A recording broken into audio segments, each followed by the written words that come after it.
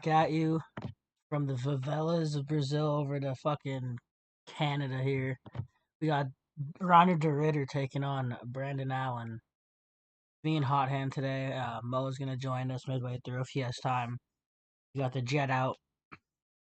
He's flying in. So without further ado, we're gonna get this card kicked off after one of our best cards on the year last year. Charles Dubronx got it done for us and company. We had a lot of solid reads, as well as Tuesday. But we'll step over to this one where we start off with a women's bout with Tainara Lisboa taking on Melissa Croden. Um, so Lisboa, older Muay Thai based type of striker, coming off of a loss to Luana Santos where she was dominated on the ground a lot of the time and held down there, and that was after her coming off of 2 years of a break. So I give her some type of slack right there. I think she will be improved at least slightly in this one, but she does have good combinations. She does have good jujitsu, but she was just getting outmatched by Luana Santos, who has some decent pedigree on the ground in the judo world. Melissa Croden, though, on the other hand, her making her debut, former LFA fighter, hometown Canadian, and actually I've heard that she lives pretty close to where they're fighting here, so probably gonna have some heads in the stands with some oohs and ahs during the fight. So take that into account. But when I'm looking at who's gonna win the fight, overall, I think Tainara Lisboa might be able to outlast her, but this is extremely low confidence. This fight is genuinely or rightfully a pick 'em, and it wasn't earlier this week. Lisboa was a slight favorite up to a moderate favorite, but I'm gonna side with Lisboa to be able to slightly get it done and to have the strength. I'm not uh, impressed by the clinch oriented game plan of Croden. She is good in the clinch. She could land some brutal knees and elbows, but that's Tainara Lisboa's game. Um, if she can somehow get this to the ground and control her, which I don't really, I mean, unless she takes some type of transcendent bound that I haven't seen on tape. It's been a little bit since she's fought, since October, so over around a year. So we'll see how she's been training. But I'm overall going to take Tainara Lisboa. If we're talking about um, betting angles, though, in this bout, I'm going to look at Tainara Lisboa, her spread plus 3.5. And get it at around what's moved on DraftKings to up over minus 205 is what it's at. But you can get it at around minus 185 on Bet365. I like the plus 3.5. I think this one goes to the judges, so an over is also in play. Uh, I rather the plus 3.5 than play Lisboa on the money line, just because it's women's MMA that's somewhat low level, and also we're in Canada, and we know how these Canadian judges are, because the last Canadian card was pretty absurd. That was the last Canadian card. I'm pretty sure was the Belgaroui card. If I'm mistaken, or I don't know. What doesn't really matter, but yeah, Lisboa, Lisboa spread over. I wouldn't fault you for taking Croden, but I'm gonna lean with the somewhat more proven girl. How about you, Hot End? Yeah, I think this card is great. There's a lot of pick'em fights, and I mean this one's a pick'em, but I don't want to force anything. I mean you have a debut Croden, hometown girl, like you said, out of LFA, which is a well respected organization, and she isn't fighting the best competition in Lisboa, but Lisboa does have nice Muay Thai. But I mean, that's all she really has. I think Croden will have the wrestling background, but or the wrestling advantage, but I don't really see her using it. And with that being said, I could see Lisboa piecing her up on the feet with the Muay Thai. But I think this fight it's gonna go over. I think it will see the judges, like Mike said.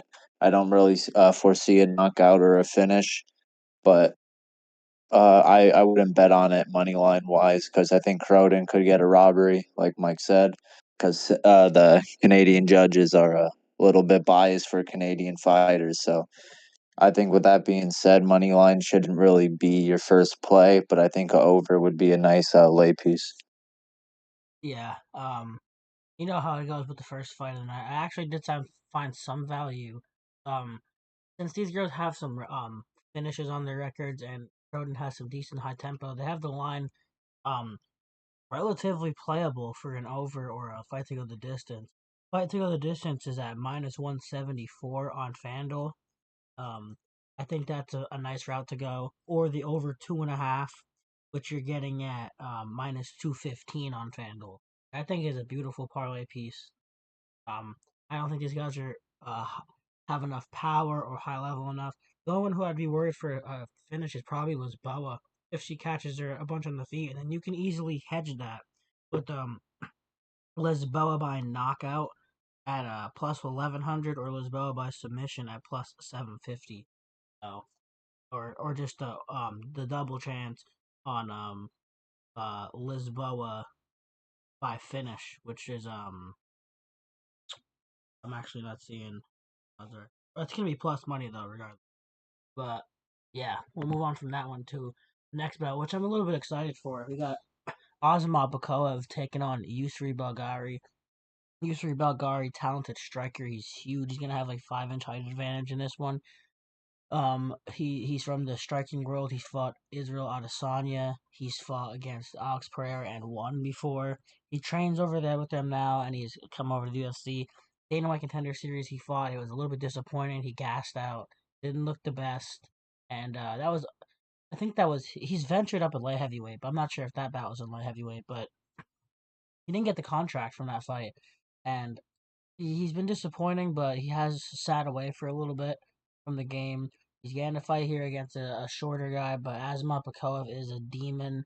He's very well rounded. He has the power. He has the grappling, and he's coming off of a vicious finish against Ryan Loder, who a lot of people, despite the line being wide, a lot of people were saying that Ryan Loder had a possibility to be into that fight. So he is um, uh, coming up with wins, and Yusri Belgari coming down to middleweight. He is a huge middleweight, and I'm not quite sure how it's gonna look on him, but I'm looking Bekoev. But I'm what betting wise, I think that he's gonna be able to get him to the ground and either sub him or get a finish overall. And if Yusri Belgari is gonna win, it's gonna be on the feet with a counter strike laying out Azamat Bekoev. So I'm looking at either an under. If you look at under 2.5 rounds, you get minus 156 on FanDuel. I like that, and I also like round three not to start at minus 120. Um, I think that you can get the hint of how I think this fight's ending. It's probably going to end by a knockout, and that method of victory bet is plus 130 for either fighter. Uh, and then you could probably just sprinkle it with Azamat Bekoev by submission if you get a little scared. Plus 260. But I'm pretty sure we're both in agreement here, Hot Hand. How do you feel? Yeah, I like Asmat. I think Asmat, he's gonna do really whatever it takes to win this fight, considering your Suri has good striking. And Asmat, he's well rounded. We've seen in his debut how he dismantled Zach Reese. I mean, Zach Reese ain't the best competition, but his name still holds some weight. He's a finisher, and Asmat babied him, and then he went out and babied Ryan Loder. So I think Asmat proved himself in his first two fights. He's fighting a debut guy, and I think a minus 290 line is beautiful for a lay piece. I'm glad someone put him in the collab, but the only uncertainty I see is maybe Yursi fixed the gas tank. Maybe he's improved on takedown defense. Maybe he could stuff takedowns and let his hands go. But the hedge any Asmat play, I'm gonna take Yursi by first round and second round KO as hedge pieces, and I'm gonna play Asmat in some sort of parlays as well. Yeah, so I'm on Asmat, but I do have a slight worry about on the feet how that's gonna look with that large height and reach advantage. So I wouldn't fault you for taking a longer shot on the U3 first or second round knockout props. But we'll move on to the next bout of the night. We have another women's MMA bout.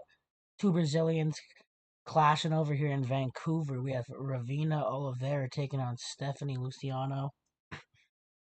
Um, both of them have a similar game plan. They had both striked. They both could grapple and have a little bit of jujitsu in their game, but a lot of their stuff is on the feet, and they're standing and banging, and there's some clinch work. But this is probably the most boring fight on the card. I don't want to hold up too much and continue, but I lean Luciano. I think they're both pretty low level. I do think minus 300 is a bit wide, so I wouldn't fault you for taking a Ravina spread. Um, if you look at the spread for Ravina, it is plus 3.5 at minus 125. I genuinely like that, but you can actually move that up if you're on DraftKings, and you can get it at plus 7.5 minus 245 as a late piece, and plus 5.5 to cover you on that backdoor 30-27s that always happen. So they're both Brazilian, so I don't really worry about the cards being influenced. But I like a spread on the dog. But I think Luciano is going to win the fight, so I really would not really going to suggest you to take the spread. An over could be in play, but you know how they use this is more juiced on the over than the first woman's fight.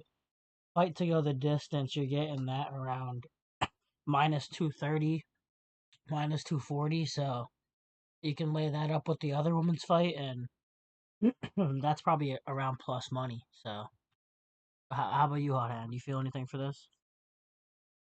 Yeah, I didn't do a tape on this fight. I mean, this fight looks like shit on paper, and I had no interest. All right, we'll move it on then, because yeah, this is not a good fight. But we'll move over to the Drew Dober and Kyle Prepolec.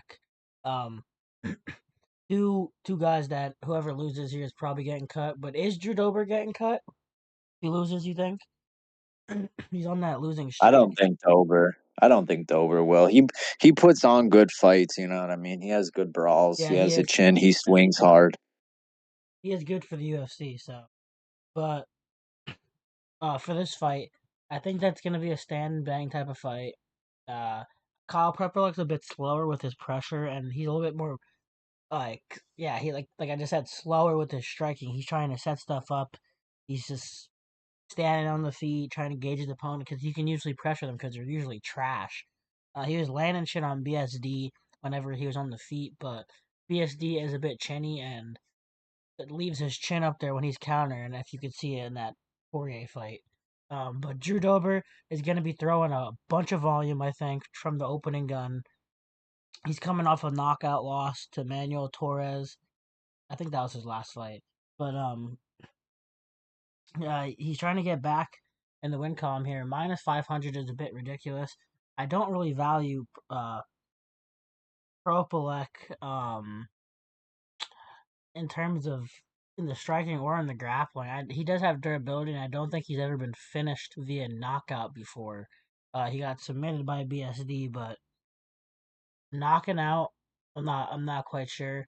I I'm gonna take Drew Dober though to be the first man to knock out Kyle Prepolek because I think his volume against the slow style of how Prepolek just sits there and tries to get into these firefights, but he's on the slower end. I think Judover's just going to throw 1 trillion punches. He might get clipped and put down, which is why I also like Method of Victory knockout minus 130 for either fighter. That's a pretty playable card. I could see Judover rushing there like an idiot and getting caught and put down if his chin has been cracked. Um, but Prepolek, I think he can get finished volume wise against the cage. Judo was not going to stop, and I don't really foresee this going the distance. At first pre-film, I like the over 1.5, but I really just don't like how these guys are opposite tempos, and I don't think Kyle Prepolek is good enough to try to get this fight to be slow and have make Drew Dober not have an exciting fight. That just doesn't really make sense to me. So I like an under here. Maybe not the under 1.5. I'd probably play a fight not to go, but I like either Drew Dober knockout at around plus 100, method of victory, method of victory, doesn't matter which one. Knockout minus 130 are probably my plays there. How do you feel? Yeah, I think this fight's gonna be a firefight. They both got power. They both have the records and the knockouts on their record to prove that they got power and they could put people out. I mean, Prepolic's chin has held up to this point, but I think Dober has serious power. And I mean, Prepolec, if you looked at his past opponents, he hasn't really fought someone that could hit like Dober. And I mean, Dober's had wars. He got his chin tested and cracked many times. So I think the best play here is the method of victory knockout at minus 130. I think that's a beautiful straight bet for this fight. You could hedge with like a Dober decision, but I don't foresee it going that far or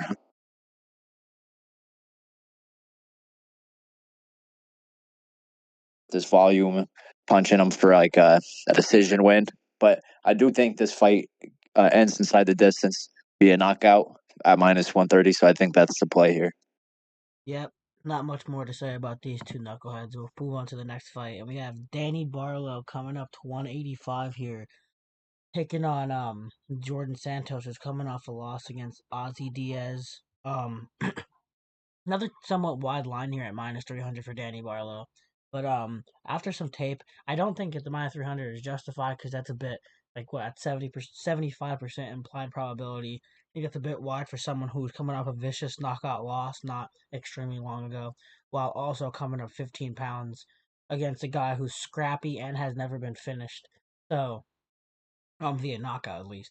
Um, I do lead Danny Barlow here because I think he's the quicker striker. I think the Jourdain Santos puts his hands down when they're striking and when he's striking, and he has pretty terrible striking defense. Danny Barlow's somewhat of a sniper on the feet, so I think that I'd hope that him coming up here is going to make him more durable because 170 was kind of draining him, taking a bit away from him. So I'm hoping here that he comes in here. Um, I think that he's gonna get a finish if I had to guess, but with Jourdain Santos never being finished, I wouldn't really reach unless the odds are good. I'm gonna take a look right now. What's the most likely method? Danny Barlow knockout plus 130. I really don't think that those odds are great when you think that Jourdain Santos has never been knocked out. So I would want that a little bit higher.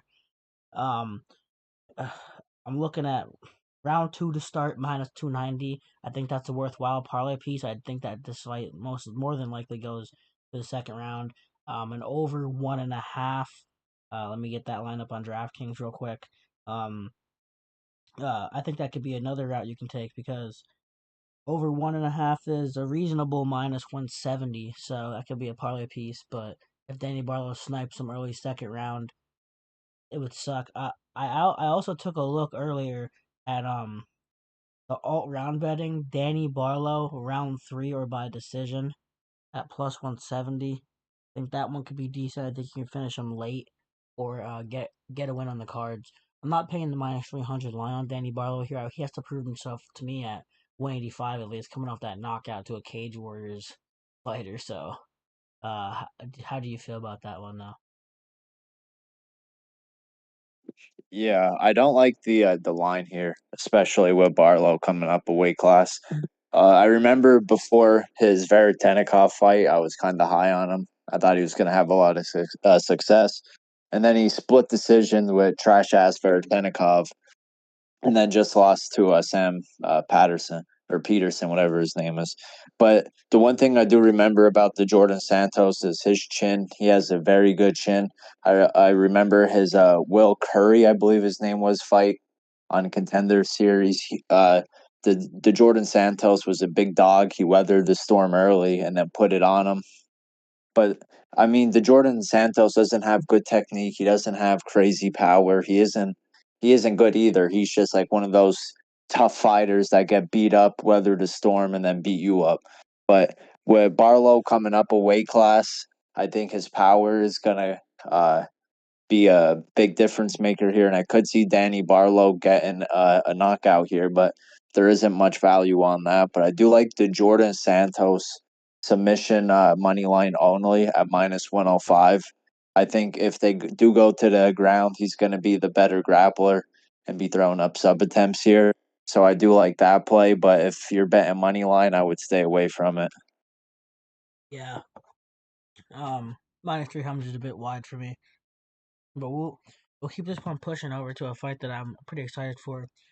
We have Bruno Silva taking on Hyung Sung Park, and Park coming off that vicious ass whooping by Tatua Taira in that main event. Bruno Silva coming off that vicious ass whooping to Josh Van. Um, and I will say that both of those guys are respectively their top five in the division in the planet. So I can't really fault them there. But Johnson Park, a bit more well rounded in my opinion. He has more power, but I think he's slower on the feet than Bruno Silva. Bruno Silva has a pretty wicked leg kick.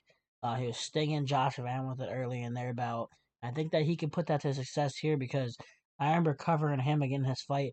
Um, Against Carlos Santos, Hyunsung Park, and against Tsurutai. We covered him on podcast. Third time we're covering him, and I remember putting this point of emphasis that the way he puts his feet out there and how he just kind of stands out there for the exchanges. He's there to be kicked a lot, and I think Bruno Silva might have success there. But I think other than that, that's everything else is pretty much Hyunsung Park here. I think the power advantage. Um, I think he's um, definitely better on the ground and in the takedown realm and hunting for the submissions. I'm gonna side with Hyunsung Park on the money line. I'm taking a look at some of the round props. Over 1.5 at -215, kind of like that. Bruno Silva, he's somewhat durable. And I don't think Park's gonna put it on him how Josh Van did. I don't think Josh Van even finished him in that 1.5 round span. So, um, I don't really I don't really foresee this ending in the first round. It's easily hedgeable, but over 1.5 like -215. Round three to start if you want to reach a little bit more, -142. I like that, but I'm liking Hyunsung Park. And if you're looking at, I'm on FanDuel right now. I can almost guarantee that on DraftKings this is going to be a better line with the same game parlay. But Hyunsung Park and round two to start, you're getting at -123. So I like that. I have DraftKings open right now. So if you go Hyunsung Park and in the DraftKings same game parlay section, if you have it over 299.5 seconds, which is 5 minutes, um, just about -105. So you're getting about even money on Hyunsung Park just for round two to start and him to get the W here and bounce back. That's where I'm leaning with this fight. I also think Park could get a finish, but I think it would be later in the fight. How do you feel about this one? Yeah, I like Park here. I'm just not very high on the odds. I think he wins the fight, but I don't think he should be -245. I mean, he's a very good prospect. I mean, every prospect usually gets checked, and once they're coming up, and then after they get checked, they approve upon whatever it was. Park in this case would be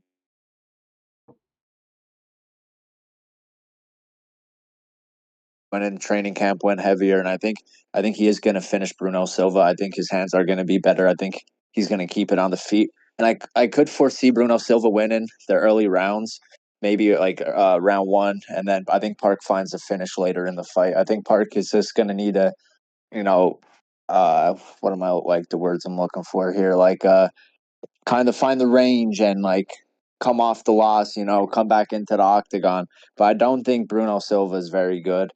I could see him starting hot, but I think Park is just too powerful on the feet. I think his striking is very good, and I don't think Silva's chin's going to hold up. So give me Park by KO, but I could see a live betting situation here. I think Silva could win early, and then we could take Park live at some point. Yeah, and if that kick's working or something, we can look at live opportunities of Bruno Silva too. But I'm gonna side Park here with decently high confidence. I'm gonna head to the next bout. Davy Grant, the immortal, taking on Charles Air Jourdain, and Davy Grant coming off an impressive uh underdog victory against Damone Blackshear, and now he comes in here as a dog again. We're not gonna get him as wide as we've come accustomed to as a dog, but he takes on Jourdain here, and I do think that he has a good matchup in this one against Jourdain. Jourdain's a slower striker, and he does have the length, and Jourdain has the length on him, but I think that Grant has a decently clear speed advantage. He mixes it up in the striking round pretty easily. Jourdain, though, has the grappling.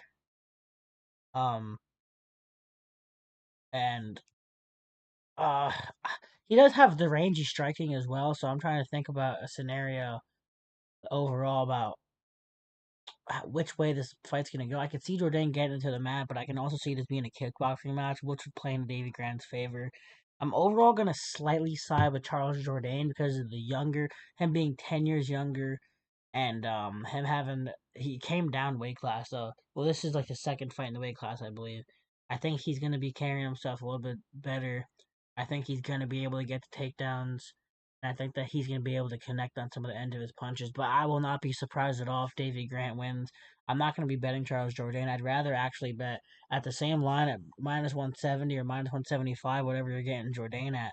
I'd rather take Davy Grant spread at plus 3.5, or I'd rather plus 5.5 because I can see one of those backdoor 30-27s, like 29-28, 29-28, 30-27. So that plus 5.5 at minus 175, you get covered there. I also like the overs.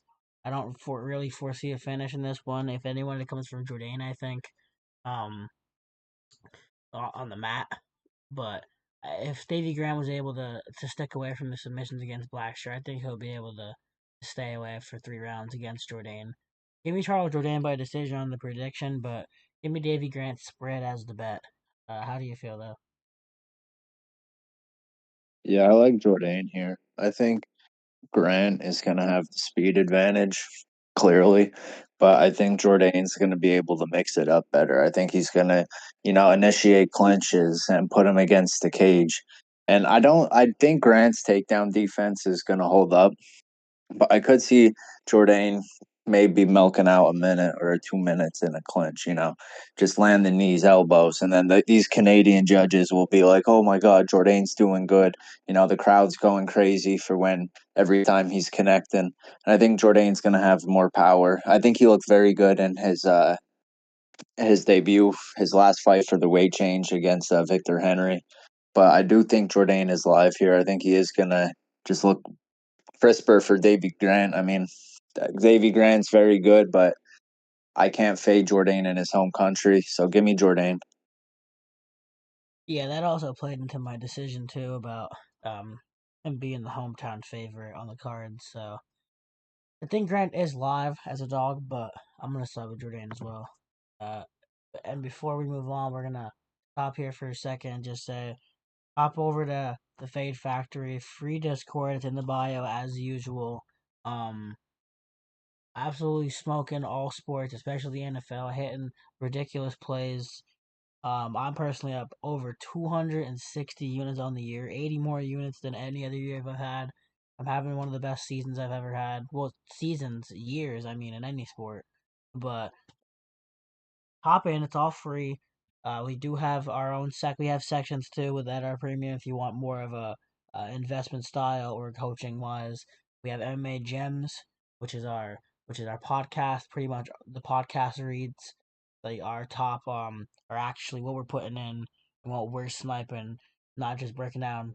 Because we do put a lot of thought out there. We want you guys to be able to use our information to form your own picks. So it's not just like being straight like we're not signaling every single thing. We're not taking every single thing. So you really want to see that what's getting sniped. You got to hop over to Gems, and that's cheap. It's less than a meal at McDonald's. So uh, there's not really anything to complain about. Get right or get left in 2025 and every year after that.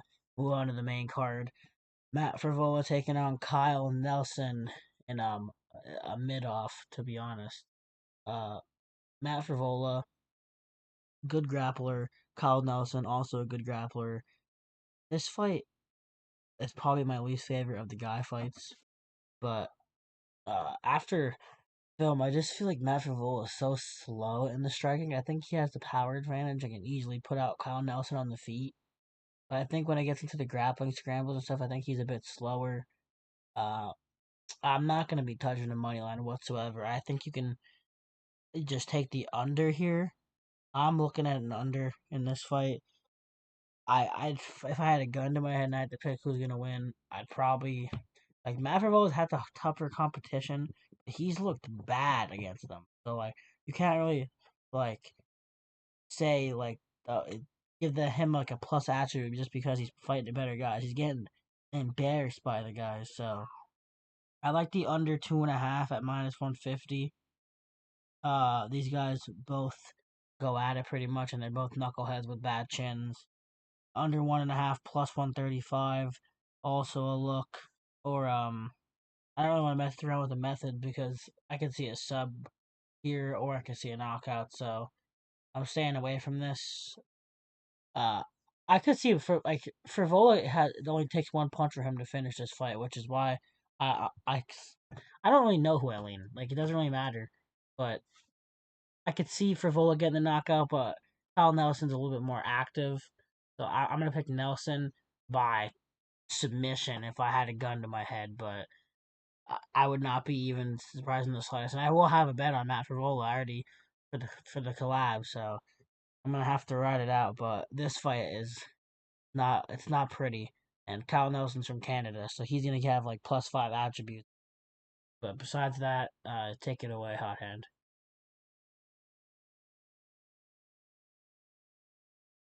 Yeah, I was surprised on the odds. I mean, Frivola's coming off two knockout losses, but I mean it's the BSD and ZM. They're both very good.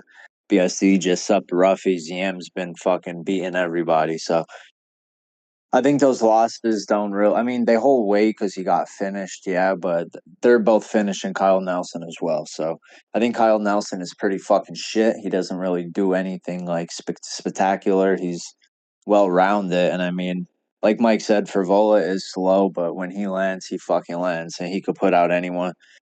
I don't like that Kyle Nelson's the hometown fighter. I think that could sway the judges, but I don't think this fight goes to the judges. I think Frivola finishes him early.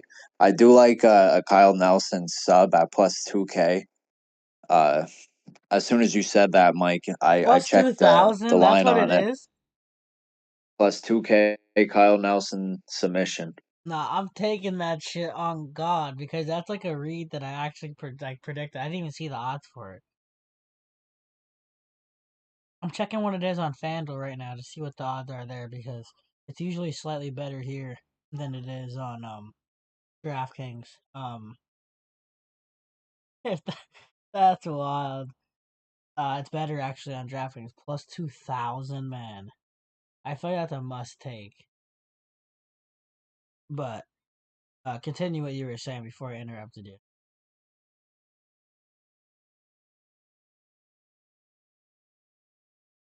I think I might have lost him for a second. Nope. We'll continue anyway. The next fight, we got Aoriquileng taking on Cody Gibson. Um, Aoriquileng, 6 years younger in this bout. The Chinese fighter taking on Cody Gibson, who's getting up there in age at 38 years old. Aoriquileng, when I watched him on film, I will say that he has some decent straights and some decent striking on the feet, and he could pressure some lower level guys. I do think Cody Gibson is a lower level guy, but he has his own pressure as well. So like, I'm not too scared of him getting pressured. But in the striking, I think that Cody Gibson has a disadvantage here. I think Eureka Long will be able to rip stuff at him and get him against the cage. But obviously, Cody Gibson has the grappling advantage. Um, I just I just not too sure on my confidence for Cody Gibson. I just don't think that he handles the shots well. Doesn't have good striking defense whatsoever. He's lost to some pretty bad fighters. I think Eureka Long has decent enough. Like the only way I could see Cody Gibson winning this fight is by having like top pressure and laying on him and getting like a decision victory or like maybe like a ground and pound or a late submission or something. So I'm gonna side with the Riki Long. You're getting a decision victory in this one. I think he's gonna be able to get some strikes against Cody Gibson, but I will not be. This is another one of those 50-50 fights that the odds aren't 50-50. So I would say dog or pass. I'm not gonna be paying -170 for 38-year-old Cody Gibson coming in here not looking the best recently. So dog or pass, but I do like and Ariki Long opened up as a sizable he opened up at like -170 and now he's over here flipped at like +140 +150, so I think the value's on him for sure. And besides that, I'm gonna look at the round prop. Round two to the round props are pretty juiced too. The over 2.5 minus 180. If you're looking at a fight to go the distance, you can probably go that route at minus 148. I do like the odds on that. I might be playing that, but give me a Aoriquileng spread. Aoriquileng money line. Aoriquileng spread is plus 3.5 at minus 155. So I'll take that as well. And an over. But besides that, I don't really like this fight too much. Live betting opportunities for sure once we see how the clinch game for Cody Gibson works. But I'll move on to the next fight that I'm excited about. Manyan Fiorot taking on Jasmine Jasudavicious. Um, Jazz, does she get a title shot here after this victory? I really think that she could get a title shot if she gets Fiorot out of here. Who Fiorot had that 48-47 loss to Valentina Shevchenko, which obviously she had her moments in that fight, and that fight came down to a couple minutes where uh we were live betting that heavy action was coming in on Gems, and we still had Valentina pre-match. That was our dog of the week. Um, but other than that, when we get to the stylistics, Mannion Farrell is just, I think, better in almost every asset. I do think Jasmine Jasudavicius has um maybe a bit better cardio or maybe a bit better pressure, but she's not going to be able to impose her pressure on Farrell, in my opinion. I think she brings the pressure. She's going to get gripped up. She's going to lose the grappling exchanges. I think she's going to lose the striking exchanges as well. Um, I'm going to try to cut it short and say that Farrell gets a finish here. Oh shit, hold up. Hot hand, are you My good? bad, yeah. No, you're Yeah, good. my fault. Um, I'm just continuing on Farrell, but uh, I am pretty high confidence on Farrell getting the finish here fairly easily. I think it's gonna go the distance. But yeah, I think you're paying up on that line.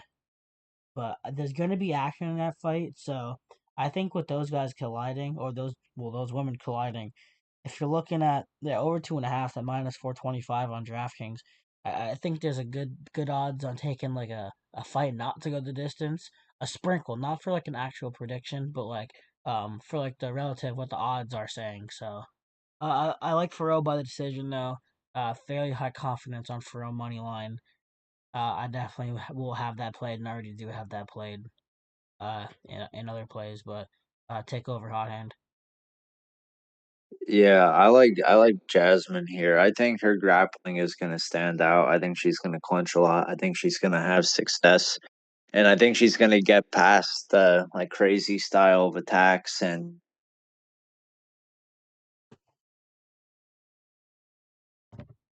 Fiorot throws here.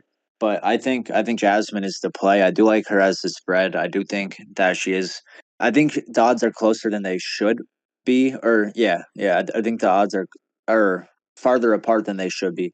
But I think Jasmine loses a close decision, like a 29-28. But I do think Jasmine should be closer. So I do like maybe like a plus 5.5, plus 7.5 spread. I haven't really looked at the lines on this fight too much, maybe a Jasmine sub only money line based on the odds. But I think this fight's going to be very competitive. Yeah, I think that it is too high level women, and I am a fan of Jasmine Justudavicius. So um I'm just gonna move on from here because we're pretty much. I know that we're big fans of Justudavicius. I think that she does it pretty flawlessly and wins this fight. Hot hand thinks it's a little closer. I think you could, my opinion, when you're playing this, I think you can play um Pharrell and over to try to bring her odds down to like minus one something. Or you can play Pharrell, I think, as a parlay piece, but that's my opinion. I just don't think that the cards are right for Jazz in this one. Marlon Vera though taking on Eamon Zahabi in the next bout. This bout was a little surprising when I saw it. Two guys that are just random in the division.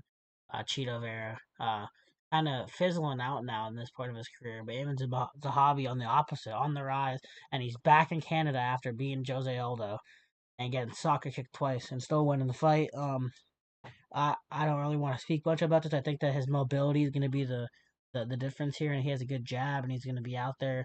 I do think Marlon Vera is very durable, and he's going to be bringing fight to Eamon Zahabi too. But give me Eamon Zahabi in a close one. But I think on the decision, there's not really anything worth it taking a Zahabi decision because it's close to the same odds at his money line. So I just rock with Zahabi money line. Um, I just think that he'll be able to be more mobile and outpoint Vera here in what should be a boxing match on the feet. I think Vera's starting to lose a bit and lose a bit of his speed, not durability, because I don't think he'll get finished in this one, but I think that he's going to be slightly outclassed. How do you feel about this one? Yeah, I hate Zahabi. Absolute bullshit win over fucking Aldo. That actually has pissed me off. But I do like Vera. I'm a fan of him.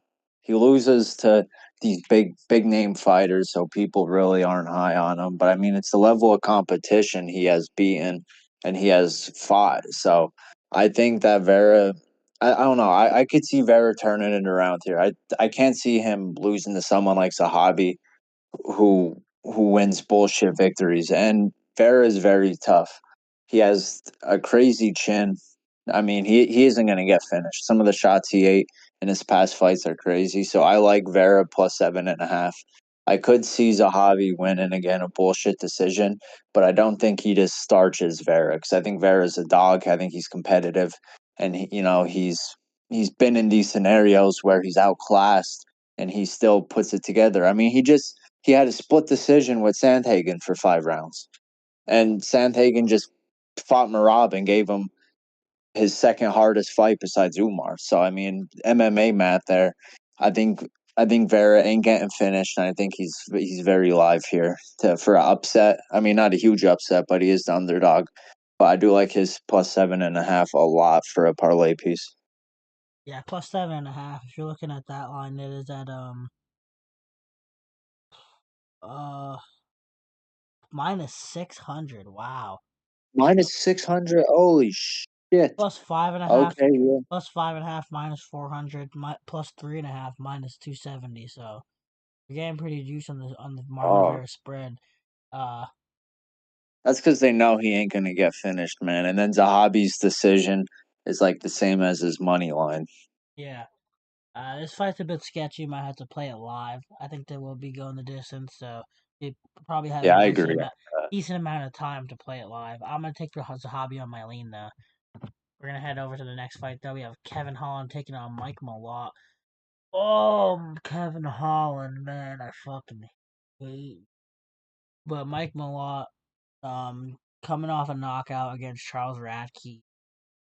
Kevin Holland losing as like a minus 500 favorite against Daniel Rodriguez. Uh, I don't know. I'm not talking about this much. You couldn't pay me. Like I wouldn't bet. Like I said in the caption, I wouldn't bet on Kevin Holland if he was fighting Anne fucking Frank, bro. Like it doesn't matter who he's fighting. He could be fighting a fucking toddler, and I would not bet on him. So I think he wins the fight because I think he bounces back. But I don't really know at this point. Like I'm not betting on it. Like this is my pass. I'm not betting on this fight hard and take this shit. I'm not talking about it.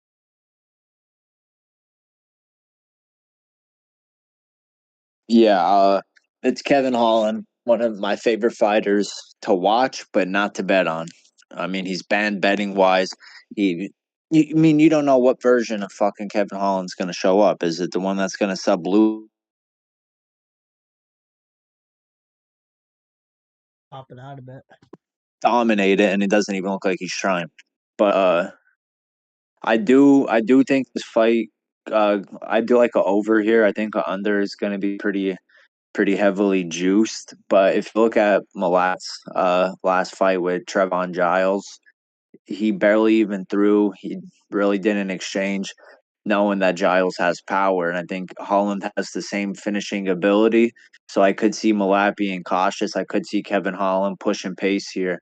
But I don't want to bet on anything before the fight. I think this is a live bet here, but I do like Holland going into this fight. I think he's going to push pace. If I see him pushing pace and Malatt's on the back foot, I do want to lie bet Holland, but like I said, it is Kevin Holland, so we'll have to see live.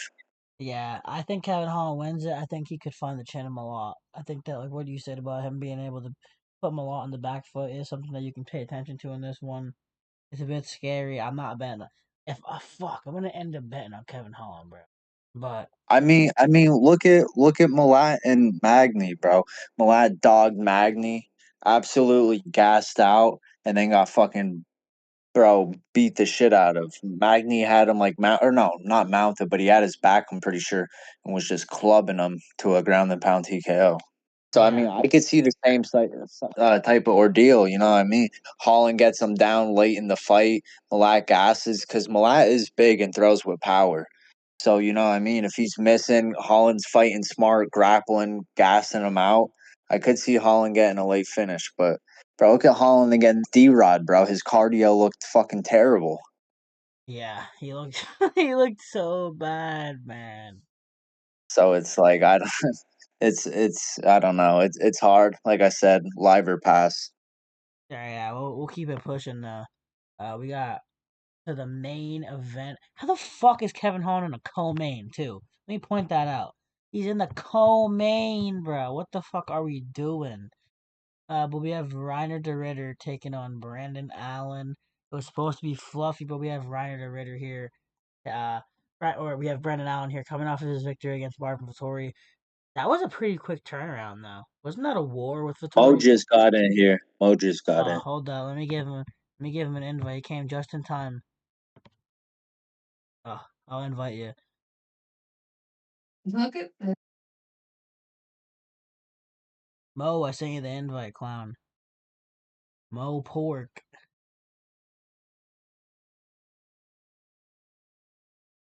All right, but we'll. This is what invite to speak. I think I just invited him. Now speak. All right, Pork, Mo. We're gonna hot pork. we're on the we're on the last fight, but I'm gonna let you run Last through. fight. Yeah, bro, we've been going through shit. I'm gonna let you chat though, because we're cooking pretty fast. So if anyone wants to hear your shit, they can hear it now. I'll just go through and you just tell me your quick synopsis of the whatever. Melissa Croden versus Tayanara Lisboa. I think Melissa Croden is either going to get the knockout here or Sanera Lisboa wins by decision. You guys do what you will with that information. Ozma, Azamab Bekoev is going to get a submission or decision, double chance method, minus 125. I could Stephanie see a Luciano. KO too, but I don't know. I'm not sure. Stephanie Luciano versus Ravina Oliveira. I'm not betting this fight. I Uh, said I the didn't. same shit. I didn't even look at that fight. That's how uh, I didn't give a fuck about it. Kyle Prepolec versus Kyle Drew Dober. Kyle Prepolec money line. Period. Danny Barlow versus the Jordan He's gonna Santos. he's gonna win by knockout. By the way, I don't know what the odds are on that, but That's what he's gonna win me by and Hot knockout. Hand said. Method of victory, knockout minus 130. I don't think Kyle Prepolec is gonna get knocked out, I but think he yeah. could, but Danny Barlow versus the Jordan Santos. Um, the odds are absolutely steep here in this motherfucker's first fight at 185. He just got knocked out in the first round by Stan Patterson's skinny ass in the fucking 1 minute and 30 seconds or some shit like that. 2 minutes, something like that. So I don't like these odds, man. Um, Probably play the over. Probably play the over 2.5 here. Santos has a good chin. I'm just worried about Barlow's chin. all right, I think the value's on Santos here, plus 300, whatever the fuck he is. High. Hyun Sung Park by knockout on Bruno Silva. Don't forget, bro. He just lost to Tatsuro Taira, who's literally about to fight for the championship. Let's relax, guys. Davy Grant versus Charles Jourdain.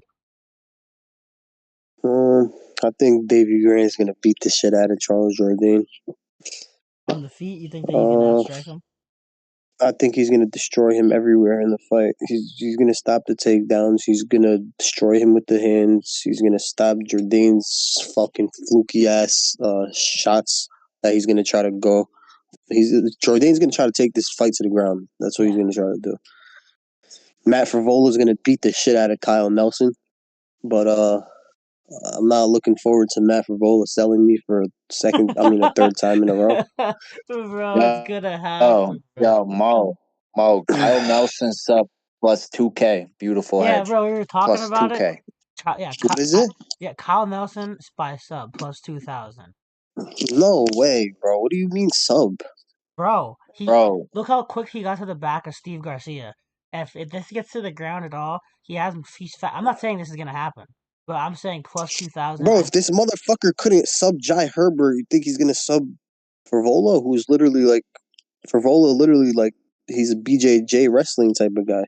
Plus I feel like he 2,000. has more. I could see I feel like he Nelson has more of sub, a chance. I feel like he has more of a chance of knocking him out. Yeah, obviously, but it's plus 2,000, my guy. What the fuck is Kyle Nelson by knockout? like plus 400. Yeah. That's still Plus, not bad, yo. That's still not bad.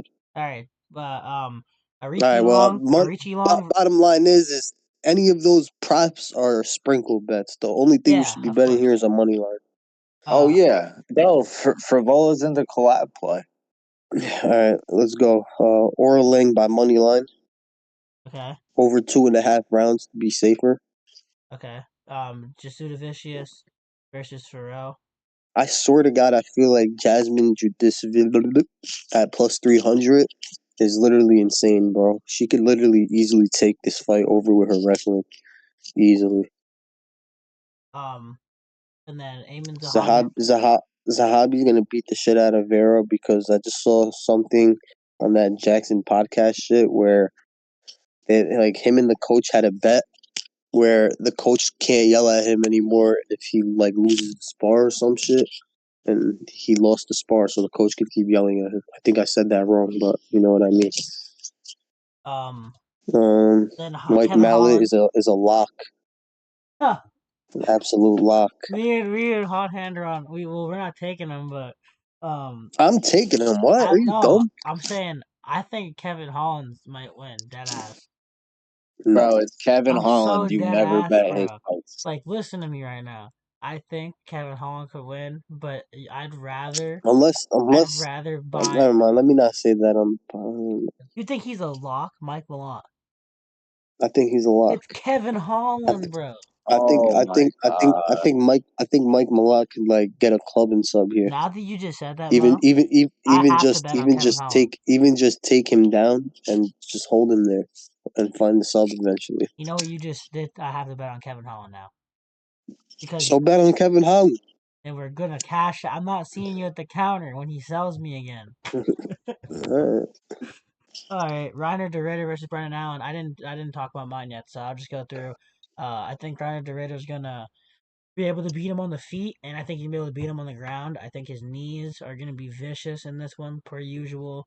I think he's gonna be throwing those retarded ass hook shots and jabs.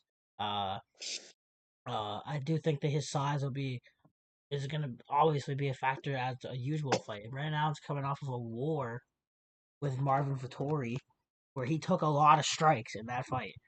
And he's coming back fairly fast. Give me Ryan DeRitter. I think he can get it done. I think he can finish him on the mat if he gets to the mat. I think he can submit him. But Ryan DeRitter by decision also could be a play. But I think Ryan DeRitter is. I don't think anything's a lock in this sport, like really, besides Ilya Taporia over Charles Oliveira was. But I think this is damn near a lock for Reiner DeRitter. That's gonna be my selection for the collab play. I'll let you take this over, Mo. What do you like for this fight? I think RDR is gonna win, but I don't know how he's gonna win. I just think he could win by any way he wants, and Brendan Allen's pretty tough. I don't really see him like giving up. I think if RDR finishes him, it's gonna be RDR like actually putting him to sleep, or the ref like having to stop it, or like a one flash knockout type shit. Because Brendan Allen's a dog. I don't see him giving up. But I do think RDR wins this however he wants, and if the fight is placed properly, 2-1 favorite. That's literally perfect odds. All right, and then Hot Hand, how do you feel? Yeah, I mean, I like RDR. I hate Allen though, so I can't bet Allen. It don't matter who he's fighting. I just hate him. I hate his style. I mean, he's well rounded, but he's just fucking boring. I think RDR is the better grappler. I mean, striking, he isn't. I mean, RDR isn't the best striker, but I mean, he does. He clinches good. He makes you hold his weight in the clinch. He throws a bunch of knees. I like the knees. He picks the body good. I mean, he pushes pace. His cardio against Whitaker looked real good. I mean, Whitaker was fucking dead. So I mean, if RDR is coming off these wins and dominant fashion and finishing people and beating people like Whitaker, I think the value here is good on him against Brendan Allen. And I do like a over. I do see RDR if he does finish. I think it's going to be later. I think it's going to be like a combination of the body shots adding up. Yeah, That the over finally 3.5 down. is a great bet. Good call. So I think a over is good in RDR money line. Yep. Yeah, that's pretty much it for that. Before we move on to the collab, we have our featured bet. Last week it was Tail Trey, and he sold by he fell for the cheddar trap with Ricardo Ramos. This week we have Cash ARP, a long time Jam member, and his play. I think it was the over 3.5 in the RDR fight, but he changed it.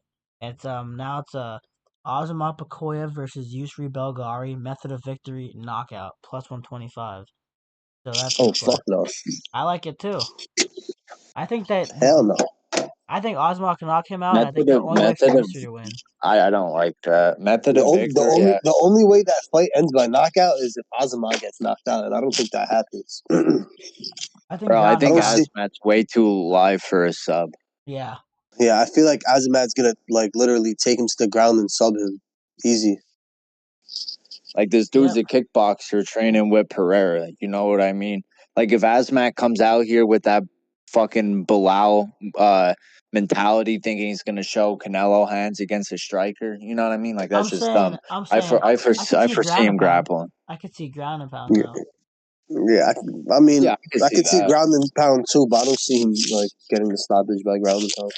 All right, but that's I Cash feel like the ARP's ground and play. pound will open up the sub. He has knockout method of victory for that fight. That's his play, and then we'll move over to the collab. Gonna be the MMA Gems collab this week. Me, Mo, and Hot Hand. Unk is gonna be back in like 2 weeks. I know his wedding's next week, so that's when his hiatus is gone, and he'll be back. But us three this week again, and then we have Matt Frevola for Hot Hand on the money line. Getting real sweaty, boys, with that one. But we're gonna have Who? Ozma. What? Who's sweaty? Matt Frevola. Oh yeah, that's actually very sweaty. and then and then Ozma I do Beko. think he wins though, so it's Yeah, all right. Ozma Bekoev on the money line as well, and then Reiner de Ritter on the money line. You're getting those at plus 273 on DraftKings. That's the best odds that I found.